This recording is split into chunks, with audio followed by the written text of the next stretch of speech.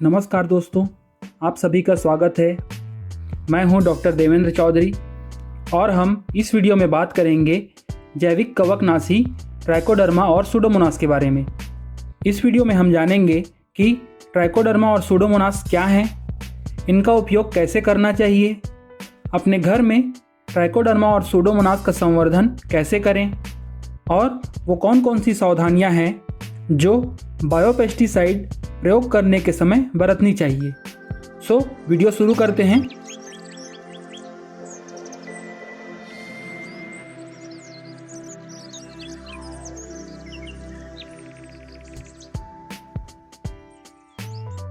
तो पहले बात करते हैं कि ये ट्राइकोडर्मा और सूडोमोनास क्या हैं।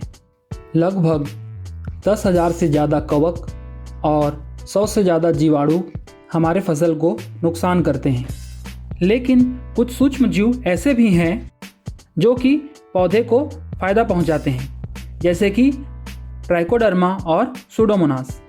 पहले जानते हैं ये ट्राइकोडर्मा क्या है।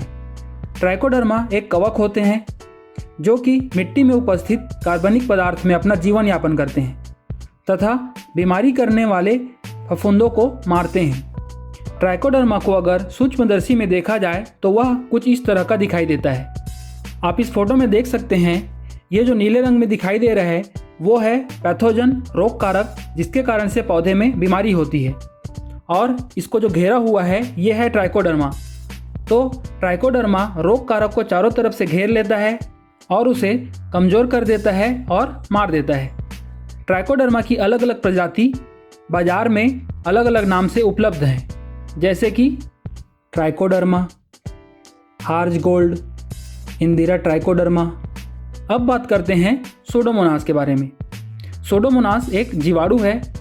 यह भी मिट्टी में उपस्थित कार्बनिक पदार्थ में अपना जीवन यापन करता है और यह विभिन्न प्रकार के रसायन का श्रावण करता है जो कि बीमारी करने वाले रोग कारक की वृद्धि को कम करते हैं एवं साथ ही साथ पौधे की बढ़वार में तेजी लाते हैं। यह भी बाजार में अलग अलग नाम से उपलब्ध हैं, जैसे कि सूडोपेप, टेगमोनास, इंदिरा सूडोमोनास फ्लोरोसेंस।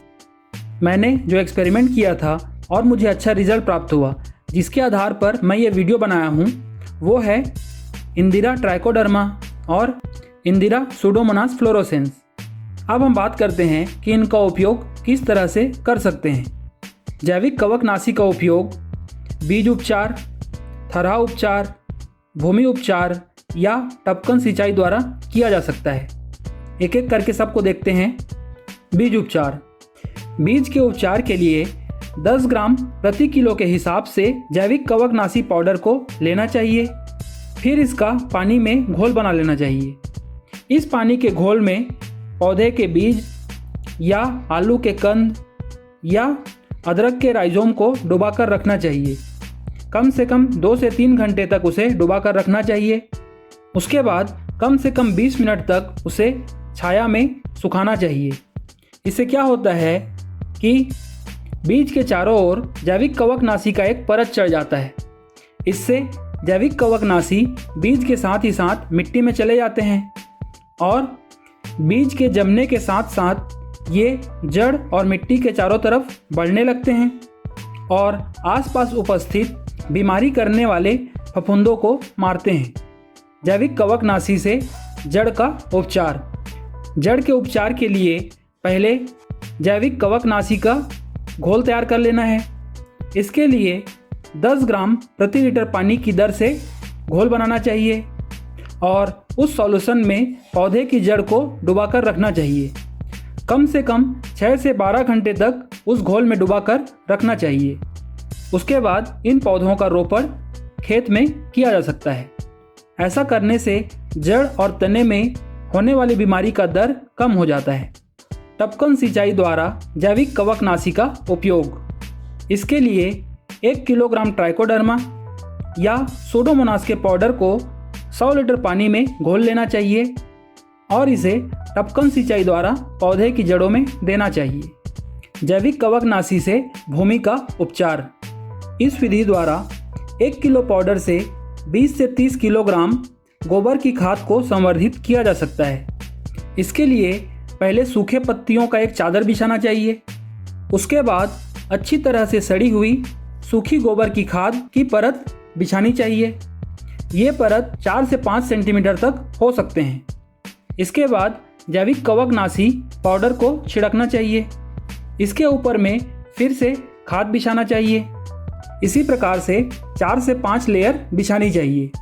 फिर इसे जूट की बोरी एवं सूखे पत्तों से ढक देना चाहिए।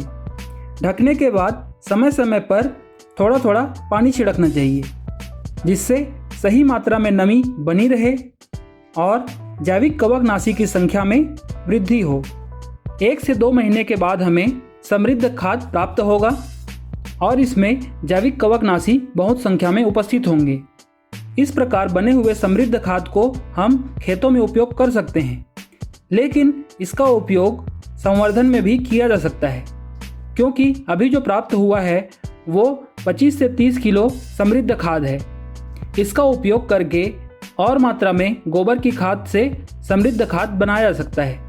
इसके लिए क्या करना है, पहले सूखे पत्ते बिछाना है, उसके ऊपर में अच्छे से सड़े हुए सूखे गोबर के खाद को बिछाना है, उसके ऊपर में थोड़ा सा समृद्ध खाद छिड़कना है, फिर से खाद, फिर समृद्ध खाद, और इस प्रकार से 6 से 7 लेयर बिछा सकते हैं। इसके बाद सूखे पत्ते और जूट की बोरी से इसे ढक देना चाहिए और समय समय पर पानी का छिड़काव करते रहना चाहिए। गोबर खाद की एक परत के बाद समृद्ध खाद को इतनी मात्रा में डालना चाहिए। संवर्धन से पहले गोबर की खाद कुछ इस तरह से दिखाई देती है और इसमें बड़े बड़े ढेले बने होते हैं। संवर्धन के बाद खाद कुछ इस तरह से दिखाई देता है। समृद्ध खाद बहुत ही भुरभुरी होती है और इसमें ढेले नहीं बनते हैं। अगर आप बाज़ार से ट्राइकोडर्मा या सूडोमोनास का फॉर्मुलेशन लाते हैं और उसका उपयोग करते हैं, और अगर उपयोग के बाद आपका खाद इस तरह से भुरभुरा नहीं है, तो इसका मतलब है कि बाज़ार से लाए हुए पाउडर में जो सूक्ष्म जीव हैं ट्राइकोडर्मा और सूडोमोनास, वो या तो मर चुके हैं या वो जो कंपनी है वो अच्छी क्वालिटी का सूडोमोनास या ट्राइकोडर्मा प्रदान नहीं करता है। इस प्रकार 3 से 4 महीने के बाद हमें समृद्ध खाद प्राप्त होगा और इसकी मात्रा बहुत ज़्यादा है। इसकी भी कुछ मात्रा संवर्धन के लिए बचा कर रखना चाहिए और बाकी बचे हुए समृद्ध खाद को खेत में डाल देना चाहिए। इस प्रकार से आप जैविक कवकनाशी को अपने ही घर में संवर्धित कर सकते हैं और आप जितना चाहे उतना समृद्ध खाद प्राप्त कर सकते हैं। अब देखते हैं जैविक रोगनाशक का उपयोग कौन कौन सी फसलों में और किन किन बीमारियों के लिए किया जा सकता है। सूडोमोनास और ट्राइकोडर्मा का उपयोग धान, चना, अरहर, मूंगफली, सोयाबीन, मटर, विभिन्न प्रकार की सब्जियां, आलू, टमाटर, मिर्च, बैगन, फलदार पौधे जैसे कि केला, पपीता, अमरूद, आम, नींबू वर्गीय पौधे, इसके अलावा गन्ना, मक्का, कपास, बाजरा, कुसुम, ज्वार, प्याज, भिंडी, धनिया, कद्दू, लौकी, करेला, सूर्यमुखी, पत्ता गोभी, फूल गोभी और अदरक में इसका उपयोग कर सकते हैं। सूडोमोनास का उपयोग किसी भी जीवाणु जनित रोगों की रोकथाम के लिए कर सकते हैं। ट्राइकोडर्मा और सूडोमोनास मुख्यतः मिट्टी से होने वाली बीमारियों को आसानी से नियंत्रित कर सकते हैं और इसका फ़ायदा यह है कि एक बार उपयोग करने के बाद ये मिट्टी में उपस्थित कार्बनिक पदार्थों पर वृद्धि करते रहते हैं, जिससे मिट्टी से होने वाली बीमारी बहुत कम मात्रा में आती है। ऑर्गेनिक खेती के लिए सूडोमोनास और ट्राइकोडर्मा बहुत ही महत्वपूर्ण हैं और सबसे अच्छी बात यह है कि हम इसे अपने घर में ही संवर्धित कर सकते हैं। अब देखते हैं कि ऐसी कौन कौन सी सावधानियां हैं जो जैविक कवकनाशी उपयोग करते समय बरतनी चाहिए। जैविक कवकनाशी उपयोग के 5 से 7 दिन तक रासायनिक फफूंदनाशी का उपयोग नहीं करना चाहिए। सूखी मिट्टी में सूडोमोनास व ट्राइकोडर्मा का उपयोग नहीं करना चाहिए। ट्राइकोडर्मा और सूडोमोनास के विकास के लिए उपयुक्त नमी आवश्यक होता है, इसीलिए संवर्धन के समय उपयुक्त नमी बनाए रखने के लिए समय समय पर पानी का छिड़काव करते रहना चाहिए। आवश्यकता से अधिक या कम नमी संवर्धन की क्रिया को धीमी कर देती है। उपचारित बीज एवं कंद को सीधे धूप में नहीं सुखाना चाहिए। संवर्धन के लिए जो गोबर की खाद उपयोग की जा रही है वह अच्छी तरह से सड़ी होनी चाहिए और सूखी होनी चाहिए। समृद्ध खाद को लंबे समय तक नहीं रखना चाहिए। समृद्ध खाद के उपयोग के बाद इसे मिट्टी में दबा देना चाहिए। अगर हम इसे लंबे समय तक खुले में रखेंगे तो इसमें उपस्थित सूक्ष्म जीव ट्राइकोडर्मा और सूडोमोनास की संख्या में कमी आने लगती है। ट्राइकोडर्मा और सूडोमोनास का संवर्धन अलग अलग करना चाहिए। इन्हें एक साथ नहीं मिलाना चाहिए। लेकिन अगर हम इसे खेत में उपयोग कर रहे हैं तब इन दोनों को मिलाया जा सकता है और इनका उपयोग एक साथ किया जा सकता है। अगर ये वीडियो आप सभी को पसंद आया होगा तो लाइक ज़रूर करें, अपने साथियों के साथ इसे शेयर करें और इस तरह की अन्य जानकारी प्राप्त करने के लिए हमारे चैनल को सब्सक्राइब जरूर करें। इस वीडियो को अंत तक देखने के लिए आपका बहुत बहुत धन्यवाद। अब हम मिलेंगे अगले वीडियो में।